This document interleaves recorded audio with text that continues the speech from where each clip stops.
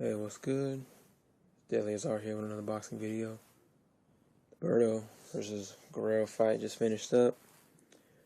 If you don't already know, Robert Guerrero won or retained his WBC interim title at 147 pounds via unanimous decision. Before I get into the fight and breaking it down bit by bit, I want to say that this fight was probably one of the most, it was one of the most roughest, one of the most nastiest, one of the most dirtiest boxing matches that I've seen this year. Possibly in the last 2 years, it's probably one of the most dirtiest fights. I mean, Robert Guerrero is a bona fide, dirty boxer, without a doubt. The dude has a very, very, very physical style mixed in with shots. I mean, I've never seen a guy be so physically aggressive with his opponent since Ricardo Mayorga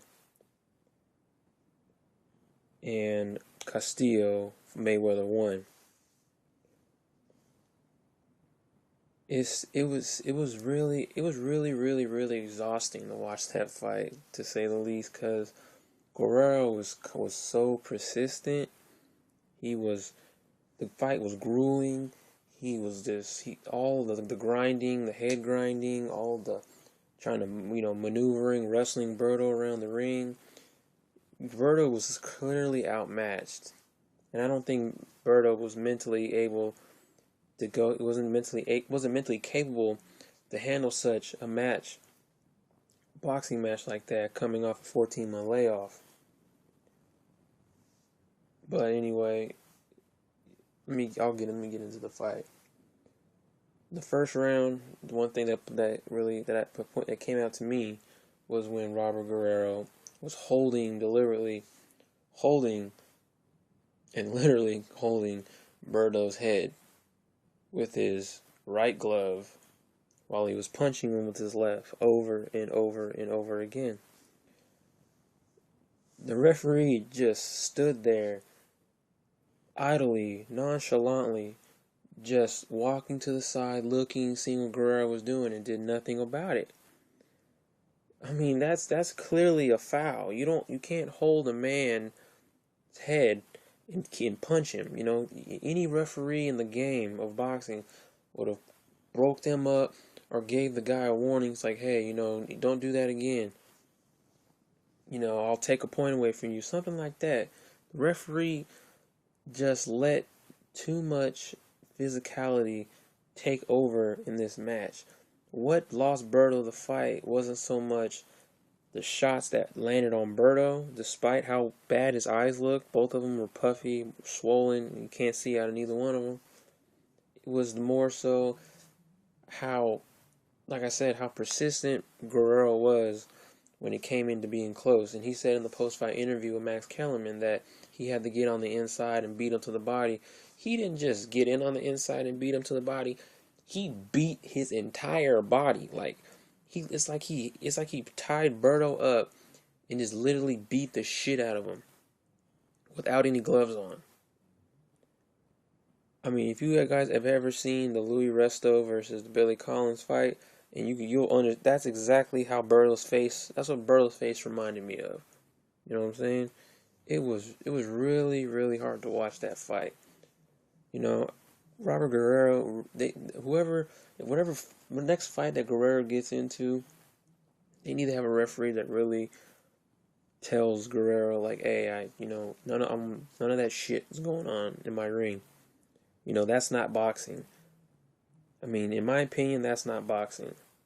Yes, it was a quality. The affair between the two was definitely quality boxing, but it wasn't boxing. It was great entertainment. You know what I'm saying? Great entertainment. But to me, that just doesn't tell me that a boxer like Guerrero deserves to be fighting the top three, boxers in the world. Like Pacquiao, Mayweather, you know what I'm saying? He's a sloppy fighter. He's incredibly sloppy. He roughhouses. I mean, that's just, if you want to do something like that, go be a mixed martial artist. shit like that. But I take my hat off to Guerrero. He beat Berto. Berto's second loss in his career. Hope he bounces back, comes back sooner than later, racks up a couple wins, gets back in the title picture. As for Guerrero, in this post-fight interview, he made mention that he wanted to fight Floyd Mayweather, referred to him as Pretty Boy, saying that he wants to fight Mayweather, let's get it on, I got your belt, yada, yada, yada. Trying to lure him into the ring. Oh my God. Guerrero has no idea what he's getting into. Yes, he'll make the fight dirty against Floyd, a la Castillo, but he's not ready for Floyd at all. Guerrero, there's no reason why Guerrero should not be fighting the majority of the contenders at 147. Devin Alexander, Timothy Bradley, fighting guys like, you got Victor Ortiz, you got, I believe Paulie Malignaggi's at 147. Stuff, guys like that. I think Abregu's at 147, if I'm not mistaken. That dude, Thurman, that fought beforehand against, I can never forget, Carlos Quintana. Fight him. There's a whole slew of options that Guerrero can go. I just don't automatically believe that he should just jettison his way to the top, because he doesn't deserve it. Not right now, at least. Prove yourself a little more, do a little more damage. A couple more fights at 147, then you'll be primed and ready to go. That is given the situation and inactivity of Floyd and whether or not he plans on coming back anytime soon. More than likely next year in the spring. That'd be a pretty decent welterweight tilt if Guerrero can get on a Mayweather undercard, stuff like that. But other than that, good night of fights. I was thoroughly impressed with HBO's matchmaking abilities. That's like 2 years in a row HBO has been putting on quality content, and I'm really looking forward to next year and towards the end of this year as well, especially with the what matches is coming up. The Nonito Donaire Jorge Arce fight is coming up. You got the Pacquiao Marquez fourth fight coming up.